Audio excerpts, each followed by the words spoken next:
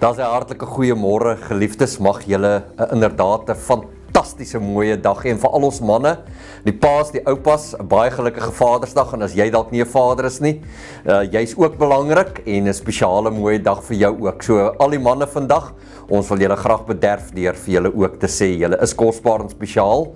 En die Here se rykste seën op julle.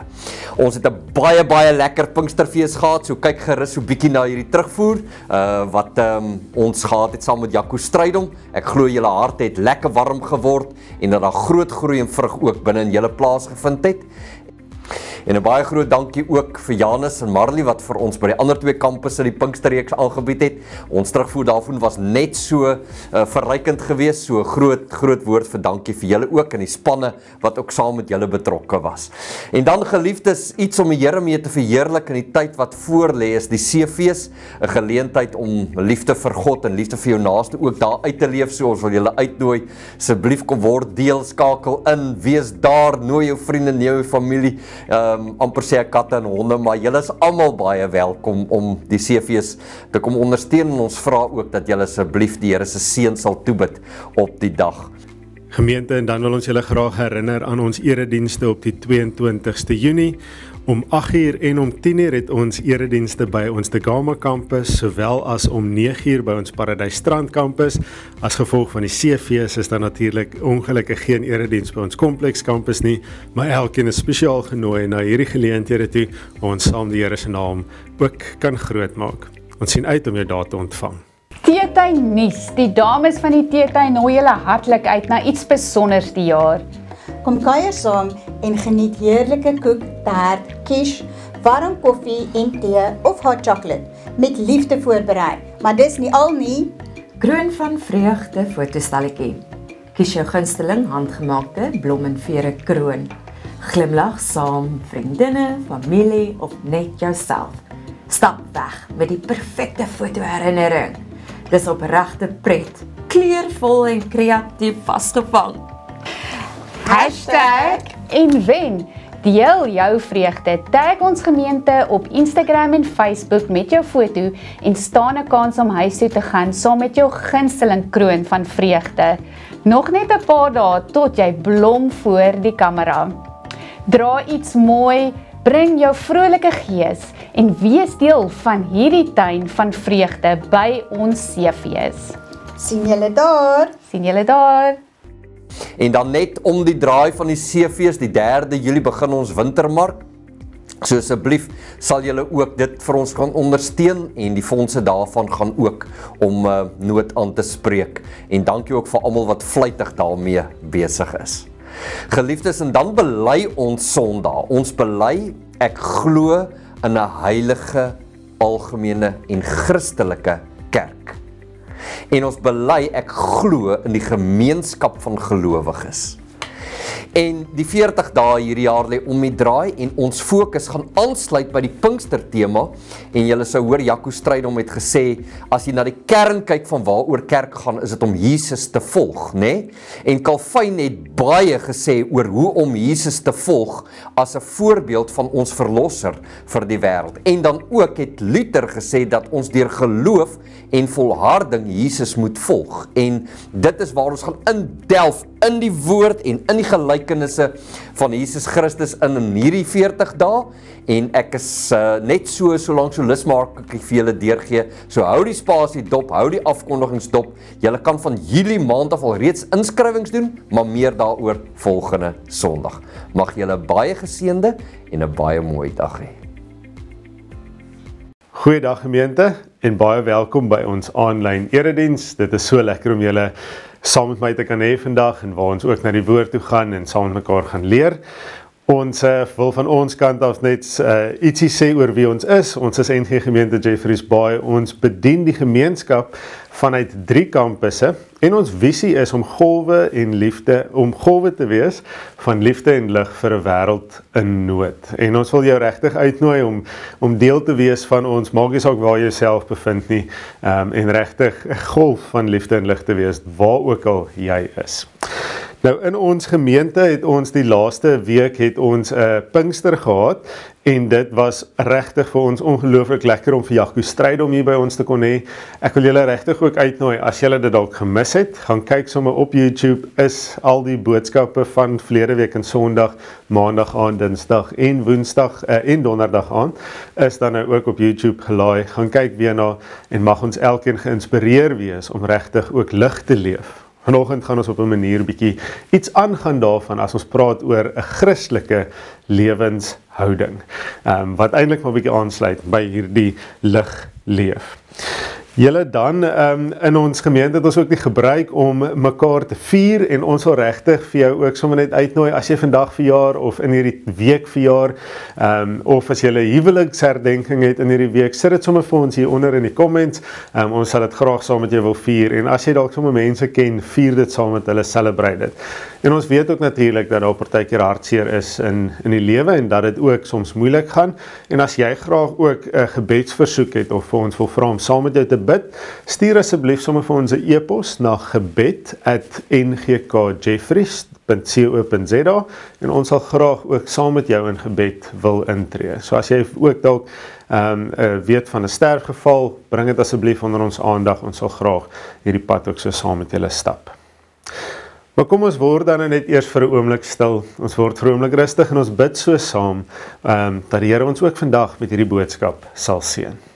Here God, Here, dit is 'n ongelooflike voorreg wat ons het om saam na u woord toe te kan gaan. En as ons vandag so 'n bietjie met mekaar gaan praat oor 'n Christelike lewenshouding, Here, het dit te doen met ons ingesteldheid, oor hoe ons hierdie lewe leef, ook eerstens saam met u, Here, en deur u krag. En mag ons vanoggend of vandag waar ons ook al is, iets daarvan ontdek. Iets van u liefde en u hart, Here, u genade wat ook by ons is. Here, kom seën ons asseblief vandag. Die Here groet jou dan ook met sy woorde. Hy sê vir jou genade en vrede vir jou en is van God ons Vader, die Here Jesus Christus en ons beleefde deur die kragtige werking van die Heilige Gees. Nou ek weet nie waar jy is vandag nie, maar ek wil jou regtig nooi om saam met my jou Bybel oop te maak. Ons gaan bietjie saam met mekaar lees uit 'n baie bekende gedeelte van Filippense 4. Ons gaan sommer bietjie lees daar vanaf vers 1 tot en met vers 9. Maar soos julle nou gehoor het, gaan dit so 'n bietjie oor hierdie Christelike lewenshouding. En die vraag is eintlik, maar wat is my as Christen se ingesteldheid in die lewe? Hoe dink ek oor die lewe? Wat is die houding? In Engels het eintlik 'n ongelooflike mooi woord, attitude, né? As motiveringssprekers baie keer praat en hulle motiveer ons om in die lewe in te gaan, praat hulle van hierdie attitude wat ons moet hê. En vandag wil ons eintlik so 'n bietjie met mekaar kyk. Nou, wat is hierdie houding, hierdie attitude wat ons in die lewe moet hê as Christene? Met ander woorde, vanuit 'n verhouding met die Here. En ek dink die woord gaan vir ons baie daai kan leer, of baie hiervan kan leer. En asseblief lees dit so saam met my en dan word ons ook geïnspireer vandag deur die Gees wat die woord ook so gebruik. Filippense 4, ek lees vir ons vanaf vers 1. Daarom my broers, moet julle vas staan en getrou bly aan die Here. Ek het julle baie lief en verlang na julle. Julle is my blydskap en my kroon. Ek vermaan vir Judea en ek vermaan vir Sintige om eensgesind te wees in die Here. Ja, ek vra jou ook, getroue medewerker, wees hierdie vroue behulpsaam. Hulle het saam met my die stryd gevoer in diens van die evangelie, net soos Clemens ook en my ander medewerkers, wie se name in die boek van die lewe staan. Wees altyd bly in die Here, ek herhaal, wees bly. Wees inskikkelik teenoor alle mense, die Here is naby. Moet oor niks besorgd wees nie, maar maak in alles julle begeertes deur gebed en smeking en met danksegging aan God bekend, en die vrede van God wat alle verstand te bowe gaan, sal oor julle harte en gedagtes die wag hou in Christus Jesus. Verder broers, alles wat waar is, alles wat edel is, alles wat reg is, alles wat rein is, alles wat mooi is, alles wat prysenswaardig is, watter deeg of lofwaardige saak daar ook al mag wees, daarop moet julle julle gedagtes rig. En wat julle van my geleer en ontvang en gehoor en gesien het, dit moet julle doen. En God wat vrede gee, sal by julle wees. Tot sover lees ons. Hier op die einde sê dit eintlik, voordat ek nou regtig bietjie dieper in die teks ingaan, spreek dit eintlik so mooi van waarmee Jaco in hierdie week met ons besig was. Asseblief gaan kyk daarna, moet dit nie mis nie, maar die laaste aand waar hy so mooi vir ons verduidelik oor hoe belangrik dit is dat die lewenswandel van 'n Christen moet oorgaan in dit wat ek doen. Ek sal in my vrugte geken word, die dinge, manier wat ek leef. Daai Jakobus teks help ons so, en hier is dit weer eens 'n bevestiging. So alles wat ons eintlik nou oor gaan praat, en binne die konteks van hierdie gedeelte, help dit ook nie as ons dit net aanhoor nie. Dit gaan regtig oor alles wat ons by die Here geleer, gehoor en gesien het. Was die opdrag, dit moet julle ook gaan doen. En ek wil julle regtig uitnooi om jouself oop te stel, om ook te kom hoor. En dan met die Here te gaan worstel en te gaan doen. Nou ons begin net so klein bietjie met 'n agtergrond van hierdie Filippense boek.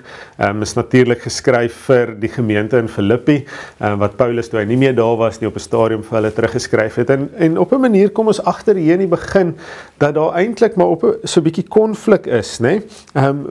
Wat hy begin, hy sê hy vermaan vir Judea en vir Sintige om te sê tussen hierdie vrouens is daar dalk so 'n bietjie konflik. Maar om die groter prentjie dalk net te verstaan, is in daai tyd was die gelowiges regtig in 'n onder vervolging gewees. Nou dit beteken op 'n manier, hulle is op baie wrede maniere doodgemaak vir hulle geloof. Ons verstaan dat dit ook spesifiek in keiser Nero se tyd was, wat verskriklik swaar was en hard was, en regtig baie Christene ook doodgemaak het vir hulle geloof. Nou wat ons moet ook verstaan is, in daai tyd het die keisers regtig eintlik hulle self tot 'n godheid verklaar, en mense moes hulle ook aanbid. Nou Filippi is 'n baie belangrike stad om te verstaan wat ook daar gebeur. Op 'n stadium na 'n klomp oorloë was hierdie die stad of die dorp waar 'n klomp soldate heen is, en is hulle daar geplaas en het hulle eintlik op 'n manier daar gaan rus, of ek kan nie die woord dalk aftree gebruik nie. Ek dink nie hulle het so konteks gehad nie, maar daar was verskriklike klomp oud soldate en soldate in daai stad gewees, en toe hoor hulle op 'n stadium maar hierdie keiser wat hulle hulle lewens gegee het en waarvoor hulle geveg het, word nou hierdie God en hulle moet hom aanbid. En natuurlik is dit 'n klomp harde ouens, en hulle het die lewe vir ander mense baie moeilik gemaak indien jy nie die keiser aanbid het nie.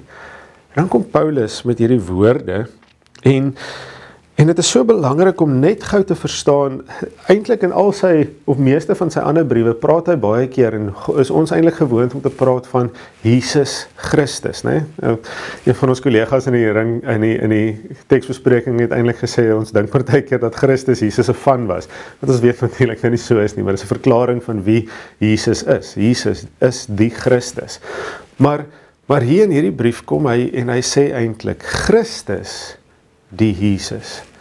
Om iets te kom sê van wat in daai tyd gebeur het, waar die keiser eintlik moet aanbid word, kom Paulus hierso en hy sê eintlik, maar Jesus is bo hierdie keiser. Moenie val vir dit of bang wees om regtig hierdie lewe voluit te leef nie.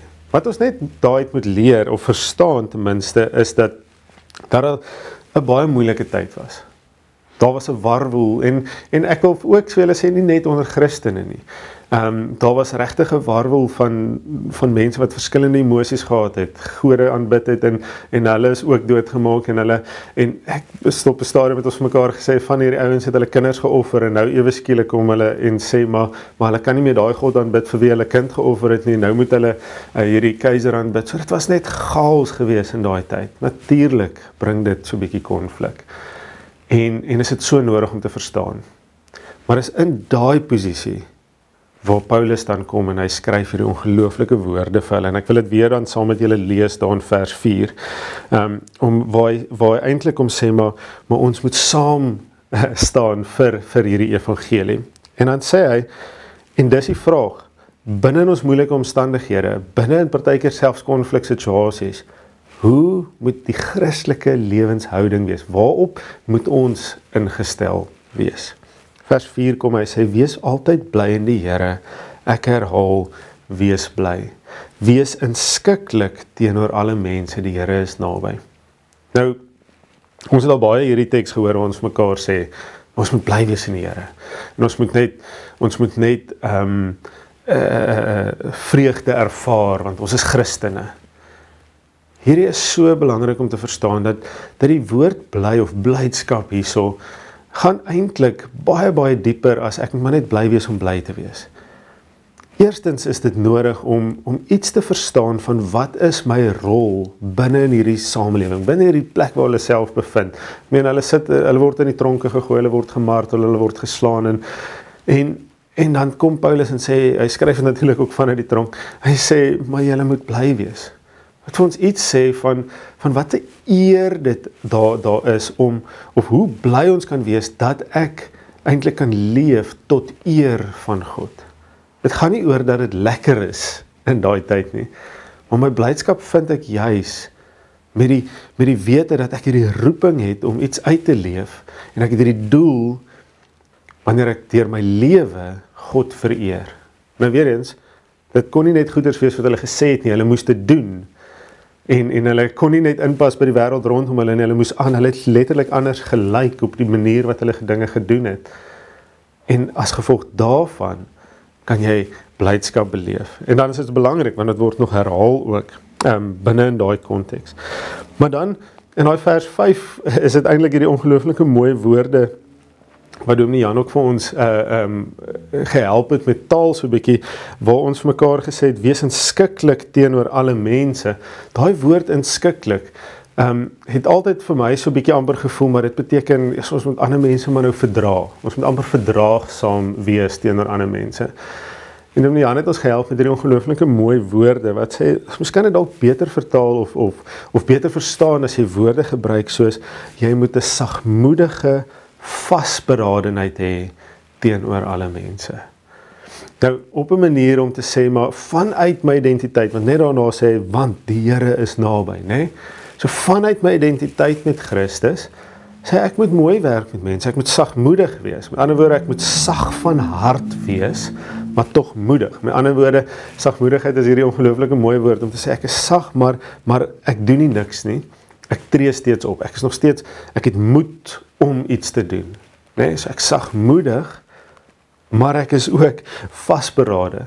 In ander woorde, ek vind my identiteit in Christus, dit staan vas in wie ek is. So ek kan in hierdie moeilike omstandighede optree, want ek weet wie ek is, ek weet hoe ek ingewortel is in God, maar wanneer ek teenoor mense wat anders is as ek, en selfs teenoor my vyande, soos weer eens geluister na ongelooflike boodskappe van Jaco van ons vyande, maar wanneer my vyande my seer maak, kan ek nog steeds met hulle, teenoor hulle optree op 'n sagmoedige manier. Beteken nie ek doen niks nie, maar ek staan op vir wat reg is, en ek staan op as Christen vir wat goed is, en waarvoor die Here my geroep het. Maar dit kan net gebeur vanuit 'n ongelooflike diep verhouding met God, wanneer ek regtig ingestel is op hoe die Gees in my lewe werk. En dit is waar die volgende gedeelte dan vandaan kom. Ek dink Paulus verduidelik het eintlik vir hulle dan nou net so 'n bietjie verder. Hy sê vir hulle nou kom maar julle moet nou hierdie dinge gaan doen. Julle moet nie terugstaan nie, maar julle moet moed aan die orde van die dag lê, sodat julle hierdie lewenswandel kan voluit leef. Maar dan sê hy vir hulle van vers 6 af, moet er niks besorg wees nie. Maar maak in alles julle begeertes, né? Die mens, jy sê vir die mense, maak julle begeertes in hierdie ongelooflike konfliksituasie aan God bekend, of hy sê begeertes deur gebed en smeking en met danksegging aan God bekend. Wanneer hy praat van hierdie ongelooflike verhouding wat ons nou eintlik met die Here kan hê, né? Is om te sê hierdie een wat nou naby is, waar hulle nou vir die wêreld leer vir hulle, en die ander gode is natuurlik, hierdie gode is daar ver, en ons moet hulle vereer, maar hulle kom sê, maar die een wat nou naby ons is, gee vir ons hierdie rede, en ons kan dan nou radikaal anders wees, en ons hoef nie bang te wees nie. Ons moet met gebed en smeking en met danksegging hierdie begeertes wat ons het dan nou in hierdie situasie aan God bekend maak. En Jou het ons ook so mooi verduidelik dat hier eintlik 3 mooi bewegings is wat plaasvind. om te sê dat gebed gaan eintlik op 'n manier oor die teenwoordige tyd. Die begeertes wat ek nou het, die begeertes wat of amper my behoeftes op die oomblik, is wanneer ek in gebed met God praat, gaan dit oor, ek doen dit nou, hierdie is wat met my gebeur, hierdie is die dinge waarmee ek nou worstel, en hy gaan maak dit aan die Here bekend. En dan gaan jy met smeking is amper hierdie idee van, maar Here, maar ek wil tog hê eendag, dit praat oor hierdie toekoms. In ander woorde, die Here kom sê, maar maak jou begeertes van die toekoms ook aan my bekend. Nee? So dit gaan nie net oor dinge wat nou gebeur nie, maar Here ook vir die toekoms. So my gedagtes gaan ook verder as net die hier en die nou. En dan die danksegging praat eintlik op 'n manier van die verlede, nee? Om te sê, maar dit wat nou al reeds gebeur het, Here, dankie dat U my gedra het in daai tyd. Here, dankie vir die versorging wat U vir my het. So Paulus kom skryf eintlik hier vir hulle en sê, maar jy moet jou hele lewe, jou verlede, jou hede en jou toekoms aan die Here kom bekend maak. En dan sit so mooi en dan sê hy, en die vrede van God wat alle verstand te bowe gaan. Nou, hulle leef in hierdie absolute chaos en konflik en die mekaartyd, en dan kom hy en sê, maar die vrede van God wat niemand gaan verstaan nie, jy gaan dit self nie verstaan nie, dit gaan alle verstand te bowe, sal in jou hart en gedagtes die wag hou in Christus Jesus. Met ander woorde, dit wat emosie diep hier binne my, maar ook die manier wat ek dink, die manier wat ek die wêreld dalk beleef, ek sal vrede kry in dit. Wat 'n ongelooflike ervaring sal dit nie wees nie, en wat 'n ongelooflike boodskap is dit nie. So met ander woorde, hierdie teks praat die hele tyd op 'n manier van my identiteit en my verhouding waarmee ek staan in God. En dan kom hy, soos ek in die begin gesê het, amper soos wat die motiveringssprekers begin partykeer op hierdie vers 8 eintlik. En hulle sê altyd ons moet 'n positiewe ingesteldheid in die lewe hê. En is alles goed en is waar en is reg. Ons moenie net negatief deur die lewe gaan nie. Ons gaan dit lewe net vir onsself moeilik maak en vir mense rondom ons moeilik maak. En ons moet regtig gaan soek na daai goeders wat goed is en waar is en positief is. En dan, maar dis presies wat hierdie vers 8 sê. Hy sê verder broers, vanuit, met ander woorde, verder, vanuit hierdie identiteit, dis wat dit, hoekom die tema is nie net 'n goeie lewenshouding nie, dit gaan oor 'n Christelike lewenshouding. As ek my lewe vanuit Christus leef, ander woorde, positief ingesteldheid vanuit Christus, sê as ek nou verder gaan, hy sê verder, eerstens vanuit hierdie identiteit van wie ek is in Christus, verder broers, alles wat waar is, alles wat edel is, alles wat reg is, alles wat rein is, alles wat mooi is, alles wat prysenswaardig is, watter deeg of lofwaardige saak daar ook al mag wees, daarop moet julle gedagtes rig. Dit moet ons fokus wees. En ons soek dit, en ons verskillende maniere wat ons dit kan doen, hè. Elkeen van ons is uniek, maar om tyd te gaan spandeer by die Here vanuit hierdie identiteit, gaan soek ek ook na dit wat positief, dit wat mooi en dit wat goed is, en wat die Here ook vir my daar kom gee. En wanneer ek deur moeilike tye gaan, dan kom ek en ek maak dit aan die Here bekend. Gaan alles net ewe skielik weggaan? Nee. Die Christene in Filippi het nie ewe skielik makliker tyd gehad nie. Maar hulle kon dit doen, want hulle het hulle identiteit in Christus verstaan. So dit bring my eintlik by hierdie 3 bewegings waarvan hierdie teks praat.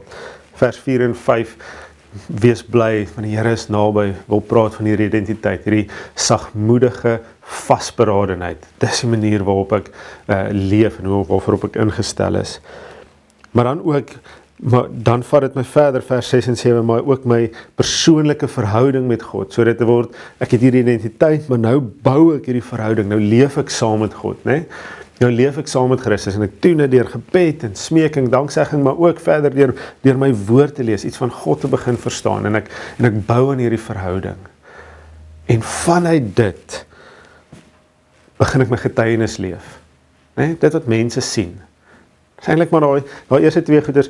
Mense sien dit eers wanneer dit daarby later uitkom, nee, wanneer ek hierdie goeders begin doen, maar dit wat mense sien, is dit waarop ek ingestel is, waarop ek my gedagtes rig.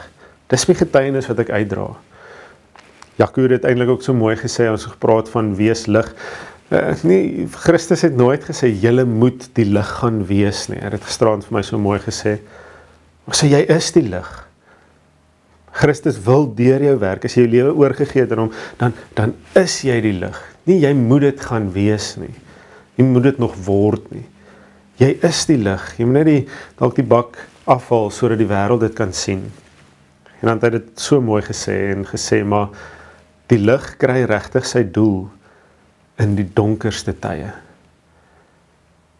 As ons vandag vir mekaar sê, of die vraag vra, maar hoe leef ek werklik 'n Christelike, hoe leef ek met 'n Christelike lewenshouding, die manier wat ek die lewe aanpak, dan kom dit op die einde van die dag by hierdie goeders wat ek doen, hierdie getuienis wat ek wys vir hierdie wêreld, wat ek leef vir hierdie wêreld, vanuit my verhouding, my diep verhouding met Christus, selfs wanneer dit te mekaar is en moeilik gaan.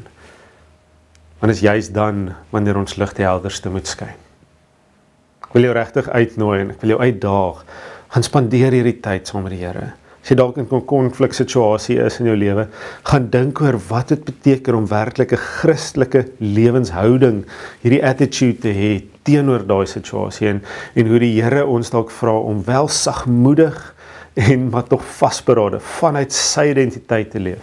Gaan maak dit aan hom bekend en fokus op dit wat goed is en gaan leef dit dan ook uit en leef daarvolgens. Kom ons bid saam. Here, wat 'n ongelooflike teks is hierdie nie, en ons wil hier regtig vra dat U in een en elkeen van ons harte sal inwerk. Here, dat soos hierdie teks dit eintlik ook sê, dit is goed om dit te hoor, maar wanneer ons dit gaan uitleef, wanneer ons dit begin doen, dan begin ons verstaan, Here. Here, my gebed is regtig dat ons hierdie sal vat en ons eie maak en dit gaan uitleef. Here, dat dit so deel sal wees van ons. Ons gaan dit nie altyd regkry en ons gaan worstel daarmee, maar Here, maar dat ons dit nooit net een kant toe skuif, nooit moed opgee op dit nie, maar Here, dat ons lig sal skyn in hierdie wêreld wat dit so nodig het, en dat ons radikaal sal wees teenoor wat hierdie wêreld vir ons vertel, wat ons mag wees en moet wees en kan wees, en dat ons maar mag moan en moet moan en Here, eintlik maar net kan kwaad wees. Here, mag ons regtig ons vreugde vind in U. Here, en mag ons durf en moed aan die dag lê, sodat ons hierdie lewe goed kan leef, en die wêreld kan sien, maar ons is anders. Nie omdat ons oulik is nie, maar Here, omdat ons in 'n verhouding met U staan, en U ons roep en stuur, om werklik 'n verskil te maak, waar ook al ons kom. Dankie Here, dat ons dit in U naam kan vra, en kom gebruik ons ook in hierdie tyd. Amen. Ek wil jou so uitstuur dan ook met die seën, maar ons wil tog ook vir jou vra, indien jy graag ook 'n bydrae wil maak in ons bediening en by die gemeente, en ook moontlik maak vir ons om hierdie bediening ook voor te sit en uit te brei, net daarna sal daar ook bankbesonderhede op die skerm verskyn, en dit sal lekker wees indien jy ook daar kan inkoop, as die Here dit ook so op jou hart lê. Maar kom ons ontvang so die seën. Mag die genade van ons Here Jesus Christus, die liefde van God ons Vader, en die gemeenskap van die Heilige Gees, by een en elkeen van julle wees en bly. Amen. Amen.